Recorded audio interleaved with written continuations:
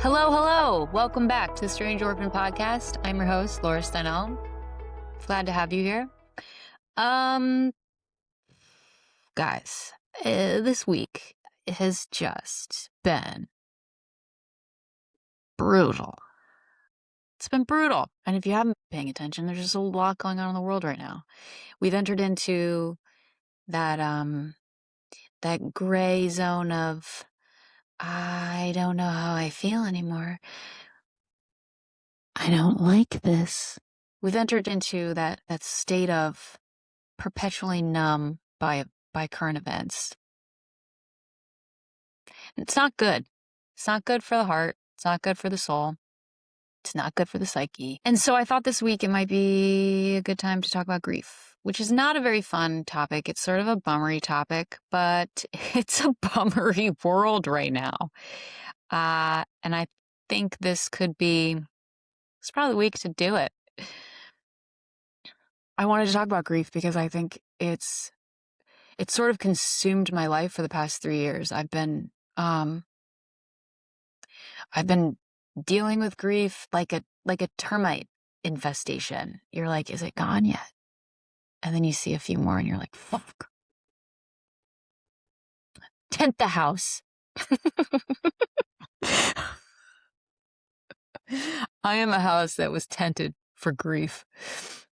But also because grief is just everywhere right now.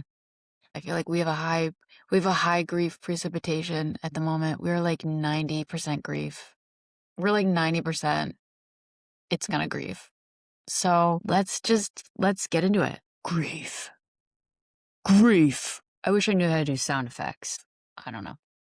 I think just like trauma, there's different types of grief. Like there's big G grief and there's little G grief.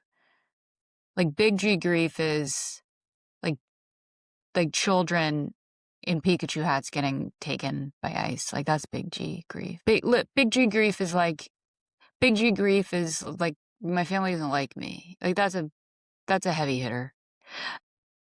And then there's little G grief, which I think is more daily morass we're all kind of wading through at the moment, which is like, I don't know. I can't buy dark chocolate without like taking money out of my Roth IRA, or like going to the grocery store is like a game of, do I need it? I don't cook with pepper anymore. I ran out, so I'm just gonna leave it. $13 pepper. We'll meet again someday, maybe. I don't know.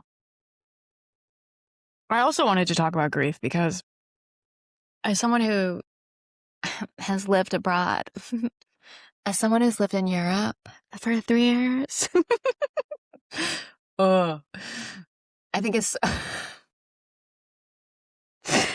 As someone who's lived abroad, I just have like such a really interesting opinion on the world. And I feel like I have such a great perspective on America. Who is that? I think Americans seem to have like an aversion to full-frontal grief. Like, we don't like to acknowledge grief dead on. We want to just like poke it with a stick so it leaves faster, you know? Americans like to take in their grief through controlled vehicles, like through art or literature or music or like exploitation television shows to like vicariously air out the wound, right? Like, let me avoid my own feelings by watching someone eat the insides of their couch for 30 minutes. Like, sure, that's how some of us want to handle our emotions. And then when we do grieve, it's like done in secret, in private, with shame, shrouded in shame.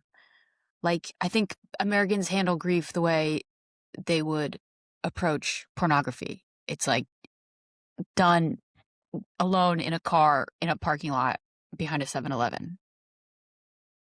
And no one knows about it. And then they come home to their family feeling better.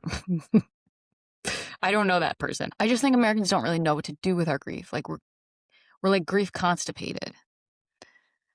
And I have this theory that America doesn't like grief because it's not a productive emotion.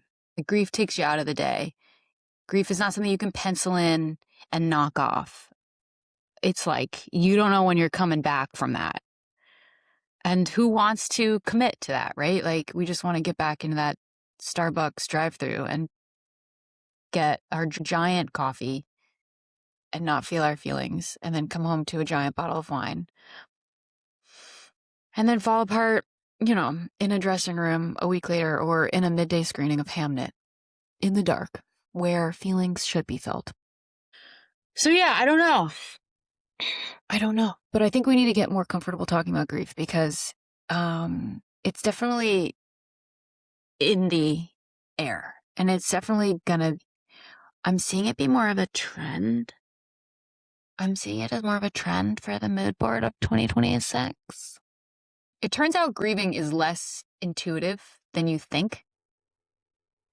You can do it wrong. And I know this because I did. I did it way wrong by not doing it at all. So here's the story. It's incredibly embarrassing, but I feel like it serves a point for this purpose. I estranged from my family, like right before COVID. And then the plague hit. And while everyone was sort of off with their family bacon banana bread, I was like existing on my own as a new family of one. I was like alone, untethered in the great abyss, in the void. Who wants to deal with that? And because estrangement is this sort of awful, open-ended cemetery where the ghosts just roam around, you're left with an unclosed door to the unresolved past, right? Like how do you grieve people who are still alive? It's a very perplexing place to be. So I didn't. Instead, I just dumped all of my belongings into the trash and moved to London. I moved to a different country, thinking that, I don't know what I was thinking. I literally started, I threw things in bins and left them in the alley behind my house. Just bins filled with blankets and books, just pushed them out of the street. And I'd watch joggers run by and have to dodge them. And I'm like, take it. I don't need it. Where I'm going, like a person joining a cult. You put someone in isolation in COVID and you're going to get wild ideas. It didn't help that I was also really into manifestation at the time. I was really into manifesting. So I thought I could just mood board my way out of deep trauma, which I don't think anyone's ever said that that's possible. I found a man on the internet named Barry to smuggle my dog into the UK. No, maybe he was vetted by one fake looking blog post. And I was like, yep, wired him money. After some very tenuous, unclear text messages, just wired him more money than I'm willing to say to the public because it's embarrassing. It's delusional. But Barry was great. I would recommend Barry if you have to get your dog into the UK. And then I just lived in Airbnbs, slept on beds that smelled like the sheets of 1,000 cheeks, and convinced myself that that was a better move than staying in Los Angeles. And then I wandered around British department stores buying home goods.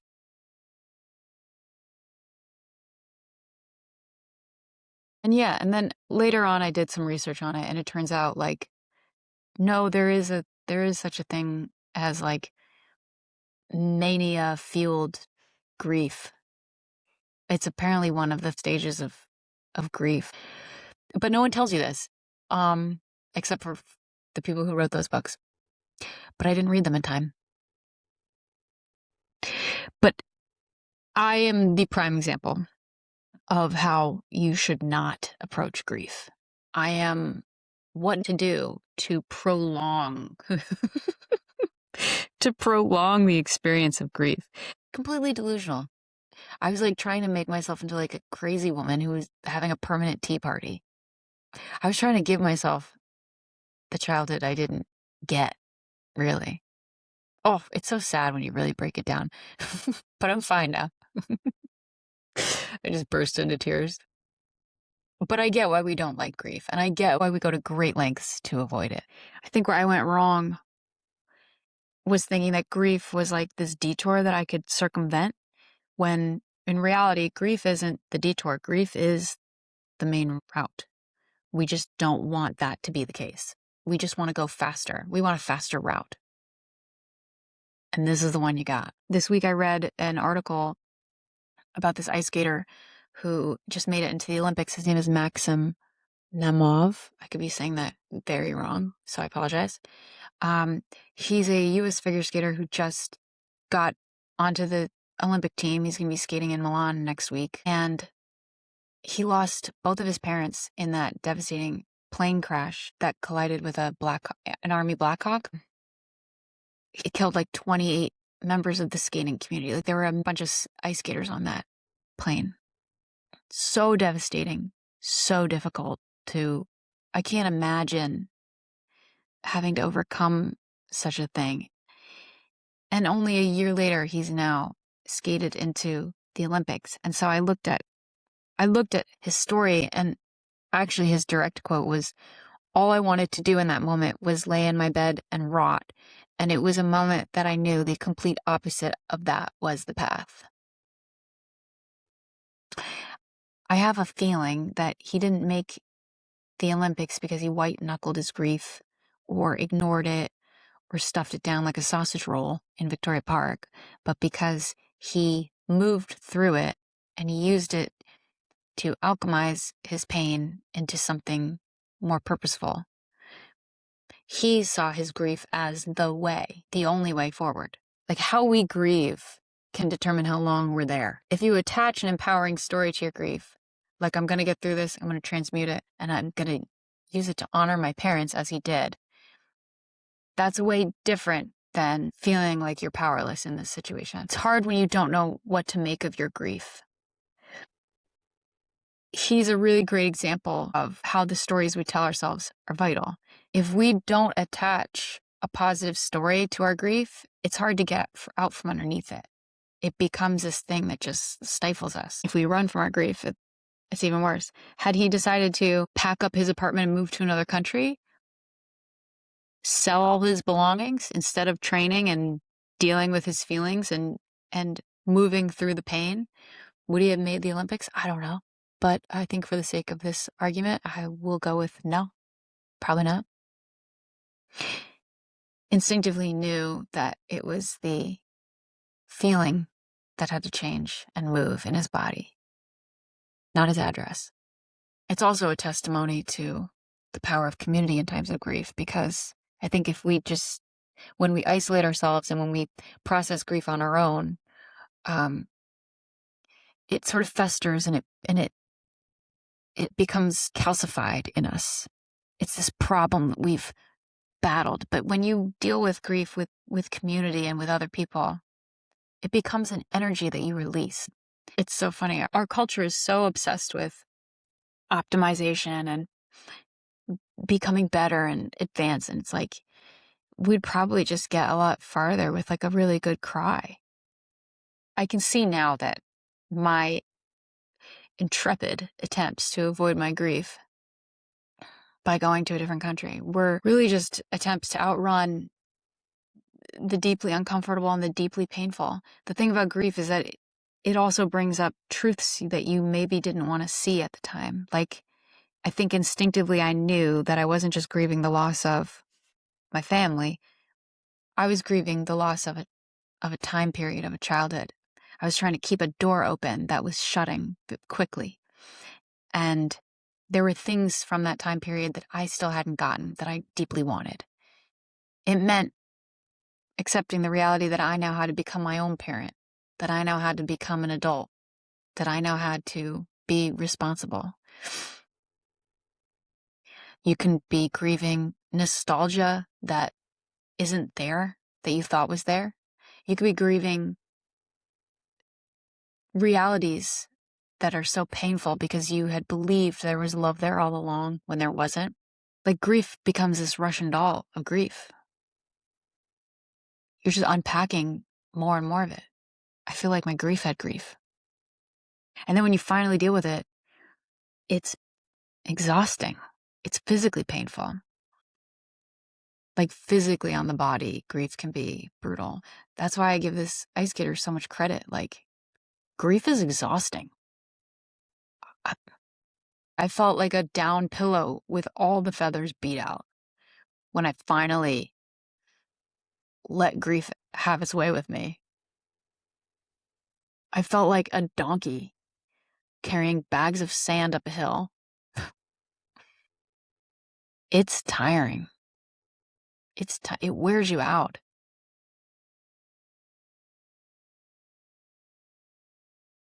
I still feel like a donkey, but for different reasons. I always thought facing my grief would completely destroy me. And it actually wound up being the opposite outcome. Like, I wish someone had explained this to me sooner. Facing my grief showed me my love, which sounds like a bizarre conundrum. Is that the right word? Which sounds like a bizarre, perplexing concept. We think we've survived things by our strength and our grit and our determination and our fight. And that's not always the case. Like, I survived my home because of my love for my parents, that I had this delusional belief that they would just change because I projected my love onto them. It was my love being reflected in the dark. And it's stunning the capacity we have to love people who don't love us back. But that love is what you find as the baseline beneath all the grief. This is why people say, like, love and grief are intertwined. You can't love someone and not feel the grief of eventually losing them. But you can't have grief without there having been love there to begin with. I like this quote Tolstoy wrote in Anna Karenina. He writes, "Grief and joy were alike, outside all the ordinary conditions of life. They were loopholes, as it were, in that ordinary life through which there came glimpses of something sublime. And in that contemplation of this sublime something, the soul was exalted to inconceivable heights, of which it had before had no conception, which reason lagged behind, unable to keep up with it." I think love and grief are like apertures into these higher realms that are really running the show here on Earth. And when we don't acknowledge them, we become a little less human or delusional. We definitely don't make the Olympics. I realize this essay on grief is much like grief in that I haven't been able to control it very well, and it's all over the place. But I think that's because it's almost easier to explain what grief is not than what grief is. Like, grief isn't something to overcome with big plans or intrepid endeavors. Grief isn't something to approach like a stoic war general unless you want ulcers and fatty liver disease and no friends. Then go for it. Grief is not something to wait out and hope it just changes on its own. Grief itself is the way through. It's essential to being human. It's as essential as coffee and love. And so if you're feeling grief, either big G or little g, I think that means you're profoundly human. And that's a good thing. You don't want to lose that. And you don't want to calcify yourself at this stage. Not yet. So try to feel it all without disrupting your day. Spend the afternoon in an empty screening of Hamnet. That's a good way to get it out. But yeah, the world is tough right now. The only advice I can give is to just stay profoundly human for as long as you can. Feel it all. All right, I think that's it for this week. Thanks for stopping by. Take care of each other.